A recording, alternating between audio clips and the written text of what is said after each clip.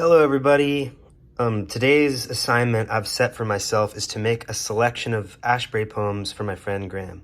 I'm trying to work on my ability to recommend poets to people, and in addition to reading more poets, which I really want to do, I want to do that so bad that I've checked out many collections of poetry, some of which I've already checked out before, for instance, this James Schuyler. Anyway, I really want to read more poets like this. I also want to work on my ability to recommend the poets I already claim to love. And I want to be able to make selections of their poems to the extent that I can that predispose people to like them. You know, if I want, because I want people to like the poets I like, because it gives us much more to talk about. Anyway, that's the assignment. I hope you'll enjoy watching me undertake this process and be inspired to make mixes of your own. Basically, my favorite poet, Anthony Madrid, has a piece about how people should make their own golden treasuries or their own sort of greatest hits for the poets they like. And, you know, in the case of a poet like John Ashbery, there's like a lot to select through, and you can kind of have a very unique selection. So it's a particularly fun project there. But for any poet you like, people should feel encouraged to make these sorts of selections, these personal golden treasuries of their poems. I've actually located the piece. It's here in the Best American Poetry blog. Here's section 3. I'll link this in the description so you can read the whole piece. But this part is what I'm talking about. Robbins told me Bill Knott has been doing something like this for years. He'll make like his own selected poems of Thomas Hardy based strictly on his own taste. Compile it, self-publish it, give it to friends. That is excellent. I would love to do a John Ashbery selection like that. The ones I love, irrespective of chronology, importance, Ashberyness. So in this case, I'm not just making one of my favorites, but I'm making like a very, very small selection of favorites that I think would be good for like as an introduction for my specific friend, Graham. So this is what I was thinking. I was working on this earlier. My first thought was street musicians. I was thinking of street musicians maybe because Graham is a musician, but also because it's short and because it has a kind of narrative feel to it that I think is inviting. I was a little worried that it's like a little too much of a bummer, maybe, but of course it's not purely a bummer. So I was able to dispel that doubt. But to look at it again, I opened my copy of Houseboat Days and just turned to the first page. And this is all of street musicians, so nicely short. And I thought that he would, maybe I wouldn't put this as the first in the collection, or in the selection, but the ending really sold me on including this. Then 2 from Shadow Train. I have the text of Shadow Train like many times over because I have it in different, editions. But Paradoxes and Oxymorons is an absolute classic. And then Qualm is sort of like a personal classic, so I thought Paradoxes and Oxymorons would be a good introduction to that form, those 4 quatrains that he does in Shadow Train, and it would be just a good introduction. And then I also thought of Qualm. So I was just brainstorming of things, irrespective of order. It was in the selected, but it's also in just Shadow Train, which I have the full text of in here, and then it's also in here. Yeah, you see Qualm. Here it's awkwardly, across 2 pages. You got like this little first stanza down there, and then you have to look up here, which is not ideal, but you get the idea here. A poem that I've like mined for song lyrics before. Warren G. Harding invented the word normalcy in the lesser known bloviate, meaning one imagines to spout, to spew aimless verbiage. He never wanted to be president. Like, I just feel like, I read that so bad, but it's like, this is a good candidate for beginning the selection because it's so, nicely silly. And it just, I don't know, I don't want to try to describe it, but it's got a lot of what I like about Ashbery in it. Then I was thinking instruction manual for obvious reasons. The morning of starting out, I've already stuck in a printout of the instruction manual that I typed up a while ago, actually while I was at work, which is really appropriate to the spirit of the poem. Wait, where is it? So it turns out it was actually just like hiding out on the shelf by this thing I copied out of Seasonal. When I was copying out the instruction manual, I discovered that it fits perfectly I got it to fit perfectly on one piece of printer paper, the whole first stanza on one side of the page, and then the printer I was using had the capability to print on the other side. My printer doesn't have that capability, but then the whole second stanza on the other side, with no, no need to break any of the lines. I thought this was really nice, so I'm really happy with this printout. I feel like the printout I do, I'll definitely try to keep this. I'm wondering whether to type it all up again, or just for the pleasure of typing it up again, or whether to just use this to just kind of port this into my selection. I may tuck this back in here. This is really like, this is the first thing I think of when I think of introducing someone to Ashbery. I think of the instruction manual, and then I think of like the Lonedale Operator, which we'll get to in a second. Yeah, so the next thing I thought of was Lonedale Operator. So Lonedale Operator is this astonishingly good a wave cut, which is like really great for people who like prose poetry, who like The Young Sun, or who like 3 poems or something. Anyone who likes Lynn Hedginian here,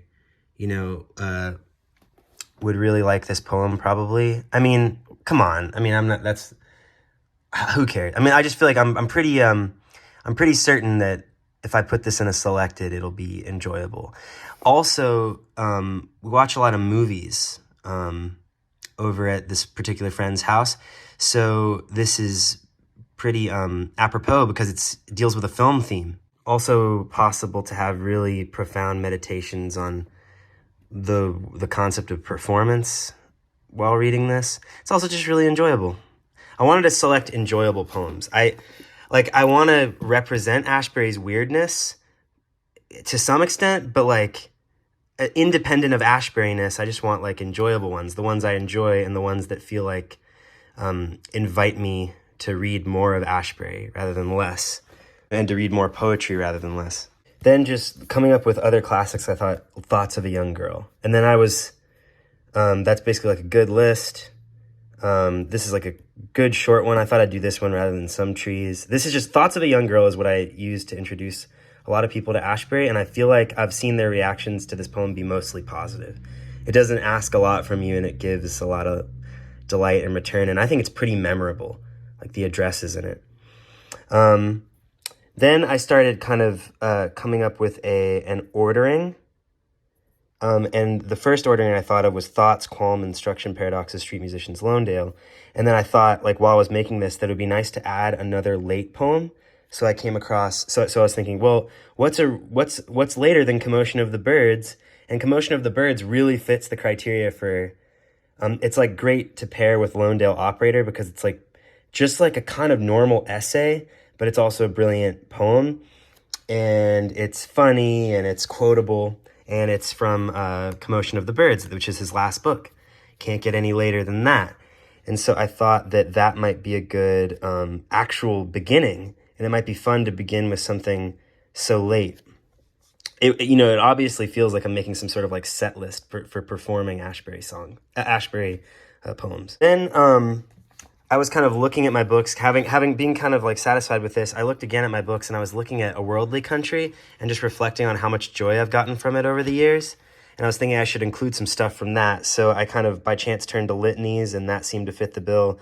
And then A Perfect Hat is one of the first 2 favorites I ever had, like A Perfect Hat and The Ecstasy. It's kind of like that poem Myrtle that Michael Robbins talks about in his episode of the New Yorker Poetry podcast. Which I can also link in the description, where he talks about that being one that really got him on the train. Then I reordered them all. This was not my idea, but it was given to me by my girlfriend to switch thoughts and paradoxes. So Commotion, Paradoxes, Qualm, Instruction, Thoughts, Street Musicians, Lonedale, Litanies, Perfect Hat is the order I arrived at. I really like this. It's like late, and then 2 kind of middle, both with the same form. Pair well together. Paradoxes, really inviting. Qualm just seals the deal. Instruction is just like, should be at the heart of the list, and it needs to be on there. Thoughts of a Young Girl. At this point, you're probably on board afterthoughts. So I'm thinking street musicians get a little bit of that pathos in there. Loandale, and Loandale just being like a kind of recalling some of the pleasures of instruction manual and commotion. And then also being prose, because we don't have prose. Like this is the first one without line breaks. I thought that'd be cool. And then litanies and perfect hat for if he gets that far and likes all those other poems. These ones should also be enjoyable. So now there's really nothing left to do but to type these up and make the selection happen. Here quickly is litanies in a worldly country. I mean, focus especially on that first section, which is like just freaking perfect. Then a perfect hat. I'll linger on this for a moment. I feel like I've been cutting away from text a lot. I guess it's just expecting that, like, I don't want to waste your time, and if you want to read something that I'm putting on the screen, you can just pause, and the quality will be good enough where you'll be able to read it. This one really delighted me when I first found it. You know, I felt like I was really getting my money's worth for $3.95 at Pals. So let's type it up. I guess I'll first copy out commotion, and then I'll copy out everything else from here. And then lastly, I'll copy from A Worldly Country. And I'll just use my little Chromebook and just type into a Google Doc. Here's the question of what font to pick. I guess the best font, a lot of people choose Georgia, right? But I'll just go, I feel like Times New Roman is really good because I feel like it presents things without bias. So I'm just gonna do Times at the start. So I made this table of contents page with the publication years of the poetry collections. And to make it, I used the chronology. I used the chronology in the back of this to make sure that I had the publication years of these collections right. So I've typed up commotion and paradoxes, and now I'm on qualm. Typing up commotion reminded me of how freaking funny it is. And paradoxes, typing that up renewed my love for it. There's so much in those two poems. I'm really feeling good about this so far. Typing up qualm, you know, it's just further evidence of how good Ashbery is at making lines. It really dispels the myth that in free verse like this, when you make a line break, it's arbitrary. No, it's making sure that your message is parceled into little units that are standalones by themselves. Like this line, just weak, he loved women in Ohio. And that is like, you could just read that and get something out of it. You can always get something out of his poems, out of his lines. Either the line is like, can be removed from the poem and feels like a little kind of mini essay that you can argue with, or it's just beautiful, or it's both. But really, I'm really delighted by how satisfied I am typing every line. I feel like typing that line itself was just a fun activity. When I was copying in the instruction manual, I had to consult the Library of America, again, with this line, she is still sitting in the patio. I think it's because I had a misunderstanding of what a patio is. I thought it was going to be she is still sitting on the patio, and that this is like an understandable, typo or something. And typing this out, it's really difficult to confront this poem, on any level and not, you feel like you want to cry. What I was talking about with regard to lines really holds true here. These lines are so magnificent. One that I was really enjoying a lot was, the drinks are dispensed from a large glass crock by a lady in dark blue, right paren, comma. And then a related line is, and nearby is the little white booth where women in green serve you green and yellow fruit. So it's just been really rewarding copying these out. I feel like everyone should make these kinds of mixes because it gives you an excuse to linger on every line of the poems you say you like and inhabit every word and just kind of, acknowledge that there's a comma at the end of a line or no punctuation or a period or something. It's nice to have an excuse to do that for a long period of time. Also, you know, when you're typing these out, you get a little bit dizzy checking. You might get a little bit dizzy checking to see that, you know, everything's typed out correctly. But really, you shouldn't be too worried because, I mean, the odds that one little typo will diffuse the power of everything that's present in that poem is really a low odds. I also will say that I think these sentences are similar. This sentence here, this phrase, the plush leaves the shadows and barrels of an obscure family being evicted into the way it was and is. I think that is a similar note to the one that this one strikes, as in the division of grace, these long August days without proof. I mean, those are just the final clauses from these sentences, but I feel like these are things you find often in Ashbery, these like longer sentences where it's just like pressure is built to the point where the grammar kind of melts away a little bit, and then a little bit of kind of grammarless effusion kind of gets out, and then you get these sentences like that. I contend that these are really hard sentences to read out loud, and I think of Ashbery as typically a very good poet to read because he's very good to read out loud. So that's why I think these are especially notable things. You notice them when you're reading the poem. If you're not extremely good at reading and reciting, like some people I know are, you will stumble on them. I find that I do most of my actual lingering and appreciating in the moments after I've typed out some of the lines, when I'm just checking back to make sure I haven't misspelled anything. Maybe what I should be encouraging people to do is not only to make mixes like this, but to live blog them in this way and upload their little blog so that whoever you give the selection to also happens to have a little,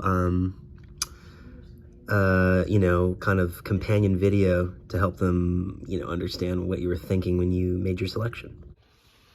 When you're typing out a poem that's in prose and doesn't have any of the line breaks that you've been enjoying so far in typing up your selection, you really further appreciate how fun line breaks are and how much of a blessing they are. Each line break is like a commentary on what the units of the poem are and what the units of its kind of messages are. And they're all kind of comments on, they're all little just kind of acknowledgments on the part of the poet of like what's happening. And they feel like a kind of companion, those line breaks do. And when you start typing out prose, you feel like that companion is kind of not there. And copying out the poems from A Worldly Country that I'm putting in here, I was reacquainted with just what I love about A Worldly Country. It just feels like I have a special understanding of the particular style that's, you know, the stage of evolution that's represented in this collection. And it was awesome to get reacquainted with it. I especially enjoyed A Perfect Hat. Of course, this is one of the very first favorites I had. And then in Litanies, I was enjoying the short lines, pondering things like sleep happily or spring, idle spring. There was a kind of, I don't know, airiness, but also kind of like seriousness, like a kind of a, what's it called? Like, not adages, but, like utterances? Yeah, like a gnomic utterances style. Thank you, Amelia. Almost included these 2 Norwegian moods, but ended up not doing that. These are in this book. And now it's just time to print. I saved it to a PDF, and now I'm just gonna print it. See, I make sure I email my documents to my printer, so you can just, yeah, that's what I do. Let's see. Uh-oh. I don't think anything's really print. Wait, is something printing now? Wait. Oh, there's just no ink. It's just printing blank pages. An HP printer. Can it print purple? Yes, you are so right, it can. Yay. It prints purple. It's kind of printing like multicolor, it seems. It's like very interesting. Oh, it's just super purple. So I guess that works.